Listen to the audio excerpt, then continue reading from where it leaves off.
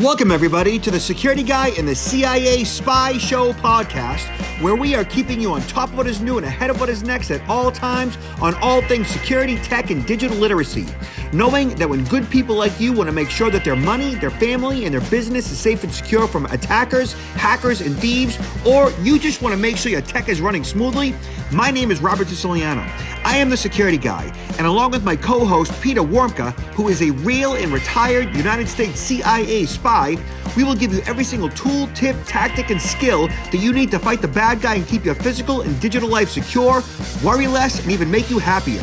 This podcast will help you breathe easier with less stress and a greater sense of well-being. So let's get at it. And welcome to the Security Guy and CIA Spy podcast. I am Robert Siciliano, and this is Peter Warmka. How you doing today, Peter? I'm doing great. Thank you very much for asking. Got off a beautiful weekend, a Father's Day weekend, and now getting back to our jobs, and we realize why we have to make money, right, for our families. Peter, how many kids you got? 4. You have 4. You weren't satisfied with 1 or 2 or 3. You had 4. Had 4. How old are they? No, I take it back. 3. Sometimes I adopt other kids in the process, but three kids that they're like 34, 32, and 27. That's awesome. Mm-hmm. So now, explain the 4th. Well, it's a girl that I've adopted several kids, like taking care of them through some charity organizations, where you provide them with money to help them with their education. I've done that for a lot of years now in countries like Mexico and in Brazil. And, so they send me pictures. I'm sure some of the listeners also have that. They receive pictures of the child as they grow up, and you send money to help pay for their education, and you can also correspond with them. They send you letters. So you can develop some sort of, they're really your children, but you're kind of like adopting them and helping them grow, which is it's nice. It's satisfying. Yeah, that's awesome. I know somebody else that does that, and they feel the same way. That's it's a very generous way to give back and to provide assistance to somebody who more than likely needs it. And the fact that you actually consider that you have a 4th child means that you really have your heart into it, which is a really beautiful thing. Mm-hmm. And yourself? How many children do you have? Yeah, so I have 2. I have girls. My girls are 12 and 15, and they are actually 12 going on 13 and 15 going on 16. You know how people say you got a 12-year-old going on 25? I've kept my kids young. I've kept them relatively isolated from all the BS out there. The 15-year-old just got her first phone this year, and the 12-year-old does not have a phone. They don't have any social media at all. And we've kept them relatively, close to the hip and away from all the BS out there. But, my kids do know the seedier side of life from my perspective. So I keep them fully informed as to what to be aware of, how to have your head in a swivel, and good touches, bad touches, stuff like that. And they know about predators. My 15-year-old, she actually gets on the train to go to school in the Boston area, and she rides with a tactical pen. And, one of the last things I say to her, before she gets on the train every day is, poke him in the eye. So she really knows what to do in regards to self-defense. And both of my kids have taken self-defense training. So, and they continue to take self-defense training, and they actually take what's called model or impact model mugging, which is real life adrenal stress training. Should they ever get into a situation, they know how to actually physically debilitate somebody should that be necessary. Mm-hmm. Yeah. Well, that is awesome. Your story about being able to keep the iPhone out of your child's hands is great. I did try to do this. Now, this is quite a few years ago, where I told my oldest daughter, this goes way back, that you're not going to get a phone until you're older. And so what actually happened is her friends chipped in, and her friends bought her the phone. So I'm like, what can I? Yeah. Yeah, I think it's difficult these days to really keep them away from these iPhones, and I think you even have some stories about that. We're going to talk about today. The sort of like the danger of that phone. It's become entwined so much in our lives, and that it offers a lot of benefits, but at the same time it presents some vulnerabilities for all of us, whether we're a child or even adults.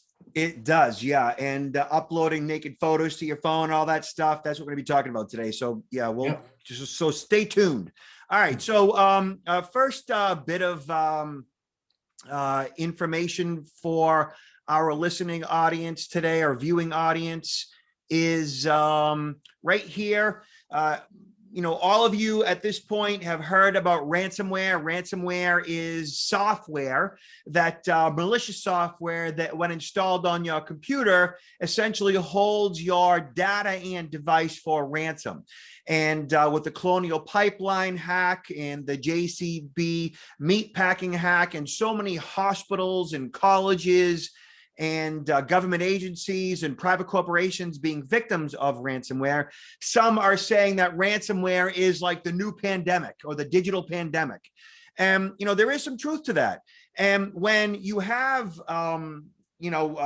critical infrastructures like fuel supply companies and water treatment plants where their data is being held for ransom, that is significant. And right here, ransomware cost to grow exponentially to reach $265 billion by 2031. So in the next 10 years, they're saying that ransomware is going to be one of the largest, most significant hacks, vulnerabilities, payouts ever. And you, as a consumer, as a small business, as a large corporation, as a company officer, this all falls on all of us. Nobody is immune to this. So this particular story right here, via Security Boulevard, talks about the footprint of ransomware has been growing globally in terms of both impact and payouts for attackers, hackers, and thieves. However, it has also evolved into many dangerous forms nowadays,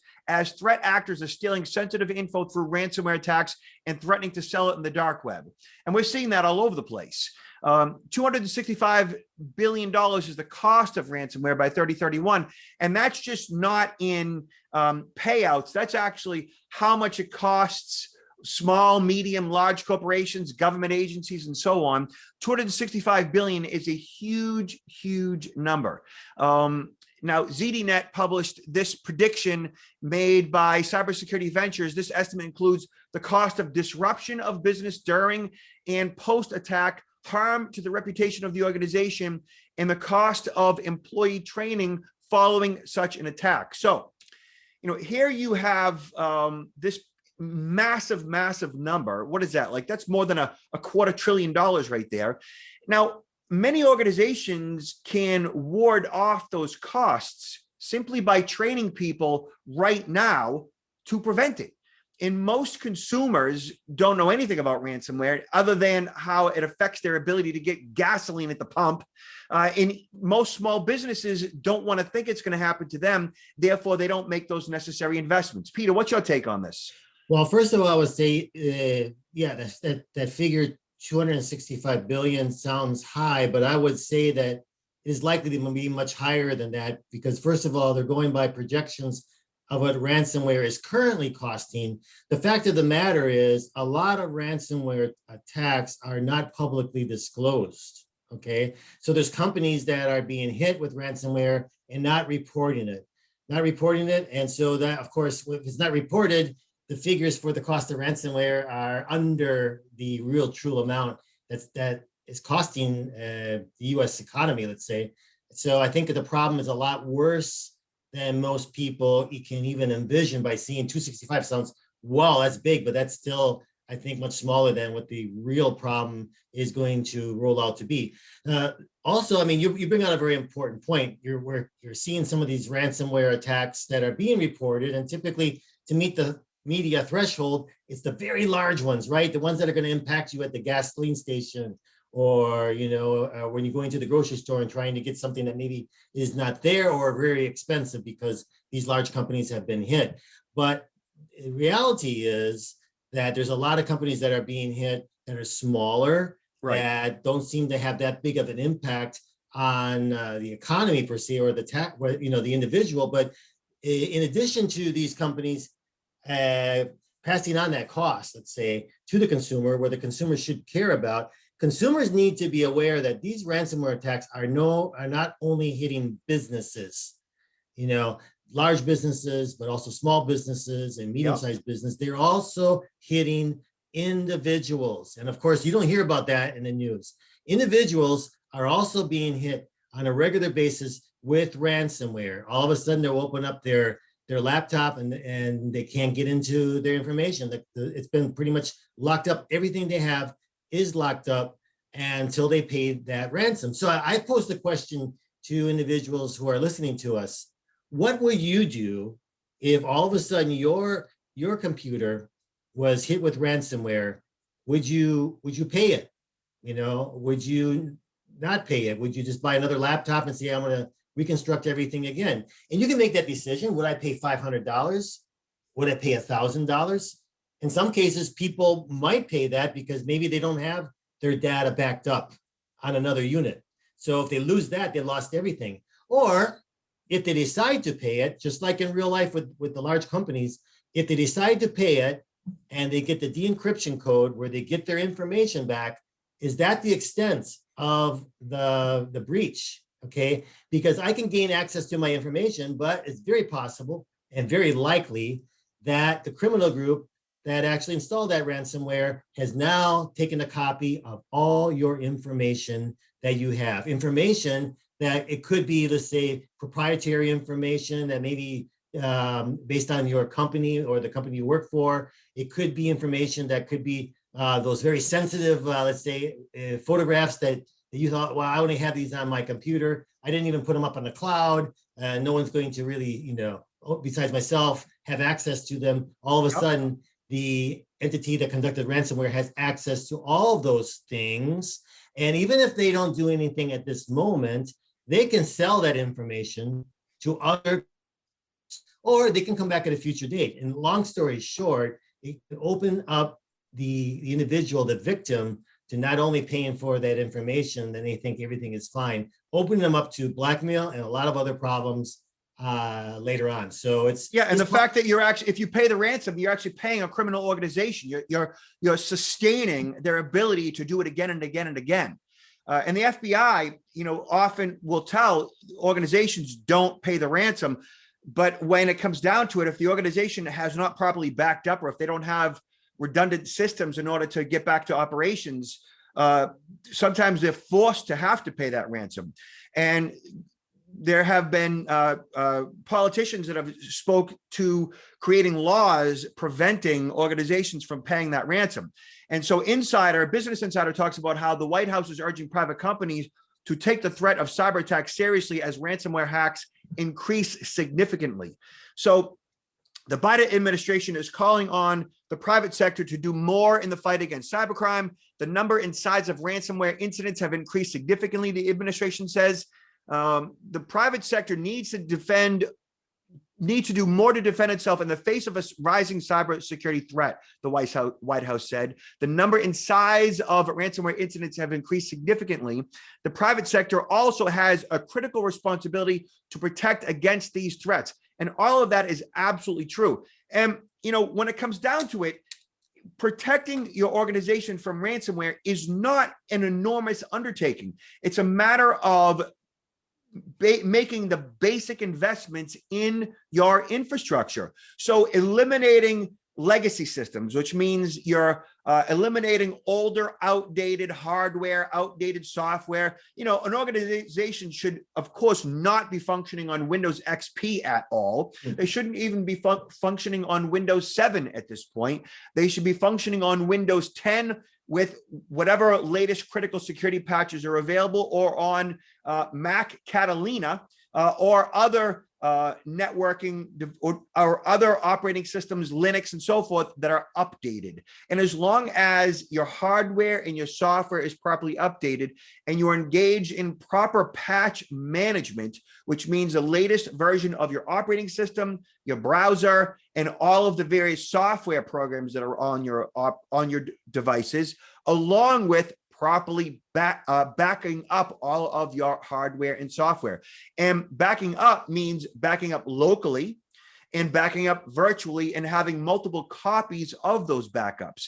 So it's, in some cases, an organization might actually be backing up the encrypted, the ransomware encrypted version of their information. But if you have older, days and weeks older versions of your information, then generally you should be in pretty good shape. And as long as those organizations are also training their people, frontline employees, managers, supervisors, everybody that has access to any sensitive information or the operating systems, as long as you're training people on what to look out for, not engaged in clicking links in the body of the email when it could be suspect and so forth, then generally that should keep ransomware at bay. I agree with you, Robert. And I think that focus really, as you mentioned, should be on that proactive measures to not being a victim, not being the victim of a successful breach, because once you have that ransomware on your system, it's not just, what am I going to do now to recover that data? I've lost control of that data.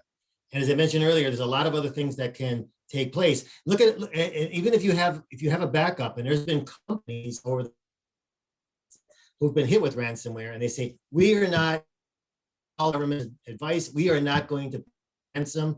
We have a backup. We can be back online, relatively shortly, and we don't have to pay that ransom. What then happens, and I think you've read about, is that those criminal groups will turn it around saying, okay, if you don't pay us this ransom, the ransom that we are asking for, then we are going to publicly disclose portions of this information, which is going to be extremely embarrassing for the company and detrimental. So it's kind of like there's still a lot of other things that can be leveraged by the criminals over the victim. It's not just about paying the ransom. There's a lot of other things that can be fallout. So what's really important then is not getting yourself into that situation. Mitigating the risk of becoming that target. And as you mentioned, the training of the employees, right? Don't click on that link. Don't open that attachment. But I'll give you something that most people don't even think about. When you receive an email and you keep on getting the same email every day and it gives you that unsubscribe button at the bottom. Yep. How easy is it for that unsubscribe button to be actually the malicious link?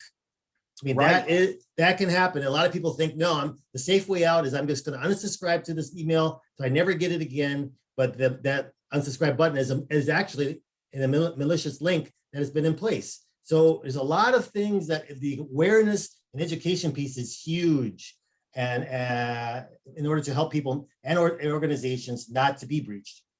And even if you were to click that unsubscribe button and it be malicious, your device generally would need to be out of date, meaning your software would need to be out of date. Your browser, your operating system, the various software programs like Adobe or whatever you might have would need to be out of date in order for that unsubscribe link to actually wreak havoc on your machine. Unless, of course, there is what's called a 0-day attack, which is a brand new virus out in the wild where there is no patch for. But as long as your antivirus and everything else is generally up to date, even clicking that link, generally you should be safe. So that is basic cybersecurity hygiene.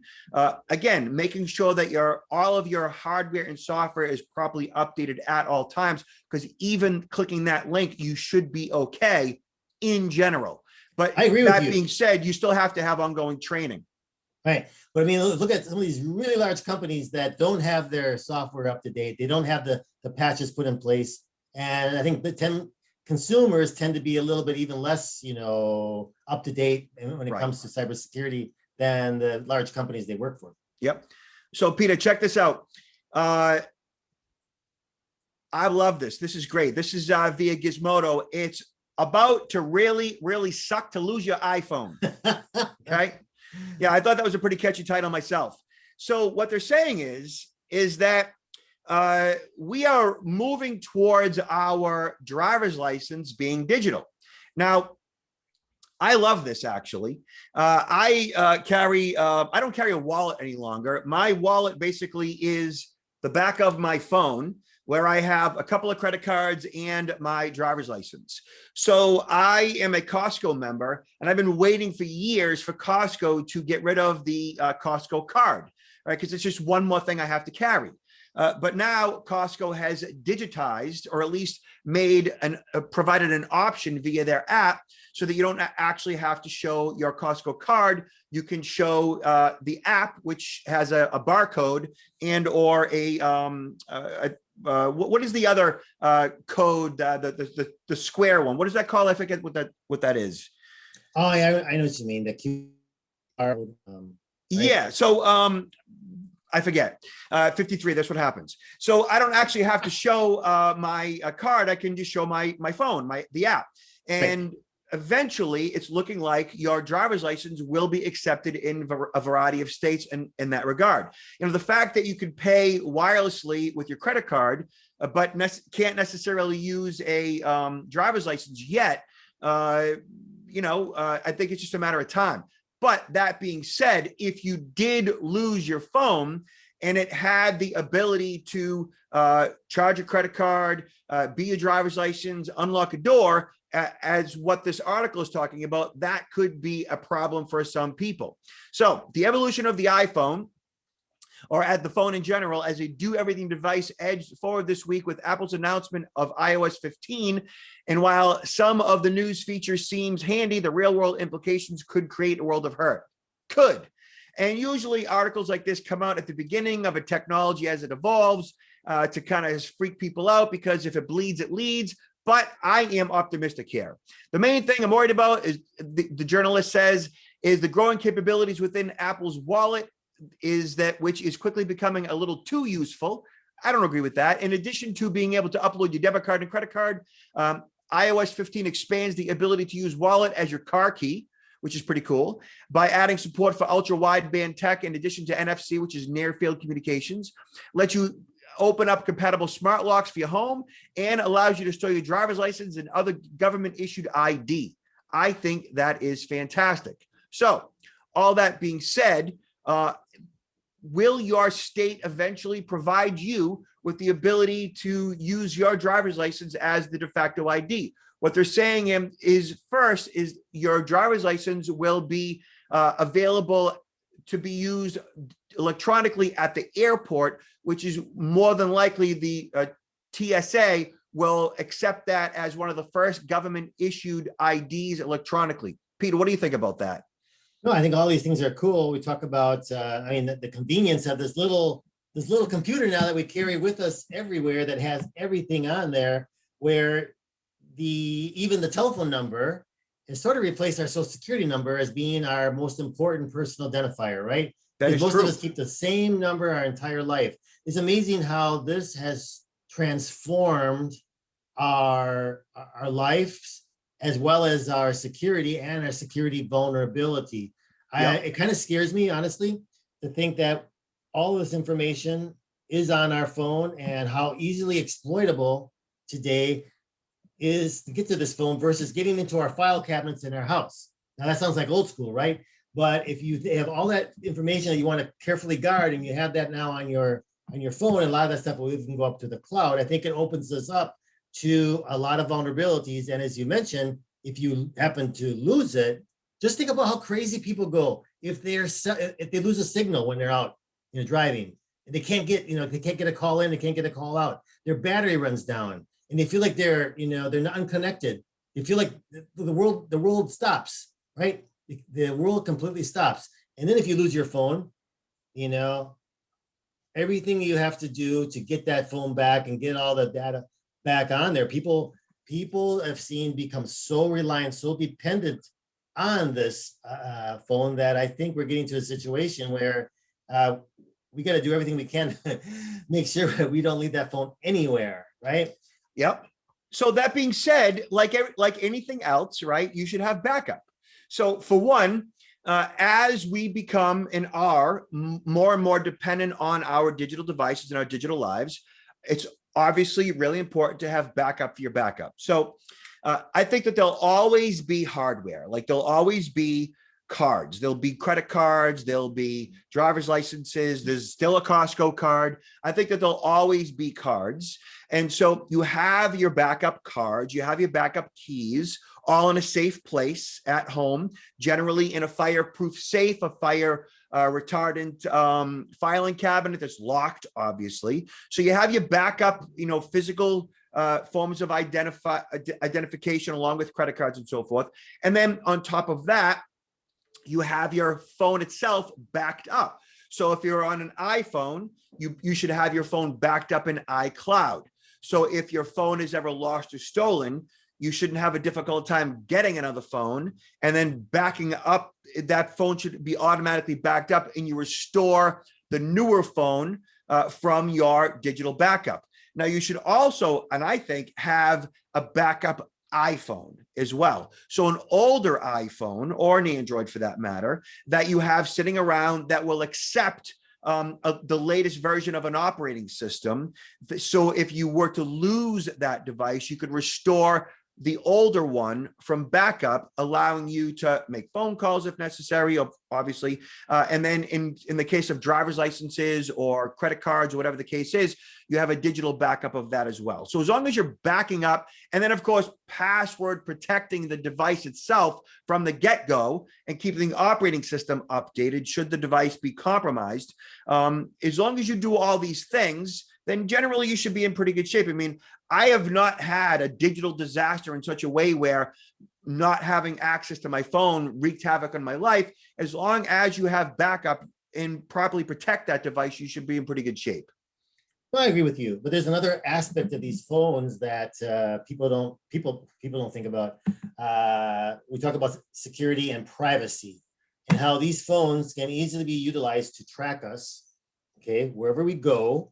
These phones can also be used to pick up on our conversations. I mean, this phone can actually be exploited so that I can listen to your conversation that you're having, a confidential conversation that you're having with somebody in a restaurant. All right, it can be done, and it's done. So I mean, there's a lot. This thing is, to me, I don't know. I mean, I like everybody else, use the iPhone. But I get more and more concerned about if someone would really want to monitor me for whatever reason, that phone becomes really a vulnerability regarding to maintaining my privacy. So as a former CIA spy, have you been involved in situations where you were able to monitor someone's compromised digital device in that regard, a phone? Yeah, I have been able to do that, and also be able to detect if we actually have a product where we can be able to determine if someone's phone is actually being intercepted, okay, and be able to determine where that is coming from. You know, if you have somebody that's put out some equipment out there to try to intercept someone's iPhone and to be able to be privy to a confidential conversation, we can deploy a system to be able to detect where that is coming from, to try to locate who is behind it, right? So there's also those counterintelligence kind of tools. In my world, what we would do when we're out and about conducting operations is leave the phone behind. We do not carry that phone with us, ever. Really? When we're out, ever. There's too many compromises. It might sound crazy, but it's true. That phone is, it's a kiss of death. No kidding. So when you were out in the field, you would not carry your own mobile device for that reason. Exactly. Because you don't want to be spied on yourself. Correct. Because that type of a breach would compromise you and potentially the operation.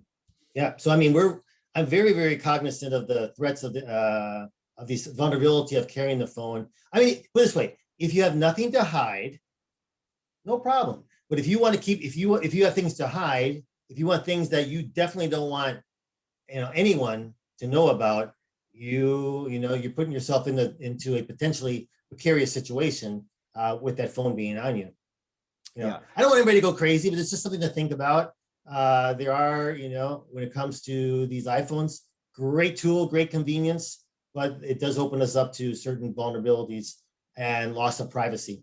It does. But for the layperson, for the everyday person, generally, like you said, if you have nothing to hide, you have nothing to be concerned about. There is definitely a concern regarding people who are victims of domestic violence and the various spyware programs that are available for sale over the counter out there. That there's a whole movement against all these various products that if they were to be installed on in this case, say a woman who is being stalked by her significant other or abuser, that I know at domestic violence shelters, that they make them shut the phone off, and in many situations take the battery out of the phone to prevent them from being found in those cases. Yeah, so that is a real threat for certain people. So you may not have anything to hide except for, of course, yourself in some situations, right? Correct. Yeah, that is a real concern amongst certain parts of the population due to those extraneous issues. So yeah, I mean, it's the digital devices we have are being tracked by the various carriers and by various government agencies for a number of different reasons. We allow and facilitate all of that tracking for a number of reasons in order for, like in my own life, find my iPhone or find my phone, my daughter, my wife, like they're being tracked by me, and I'm being tracked by them, and the carrier is tracking them as well, and so is Apple for that matter. And I'm allowing that to occur because of the convenience of that tracking allows me to know where they are, and allows me to find them or the phone should it be lost or stolen. So there's a lot of considerations there. I don't want people to worry about that, but you definitely should be aware of it and the implications of it and how that could affect you down the road. But for most people, it shouldn't be an issue. But again, it's definitely something to take into consideration. No, you're absolutely right. But I'm always, as you know, my background, I'm always kind of like looking at a little bit deeper into if someone wanted to target me or target somebody else, kind of like what's available out there. And it doesn't mean that it has to be legal, right? The technology is technology. Technology doesn't have legal. I mean, there's no right and left as far as legal. I mean, technology is used. Depends on who's behind how they use technology, but there's no guarantee that technology can't be used illegally for these purposes as well. Yeah. So thank you, Peter. I think this concludes another successful The Security Guy and CIA Spy podcast. I am Robert Siciliano, and this is Peter Warmka, Counterintelligence Institute. Yes, and so Peter, tell them more about what you offer and what you do.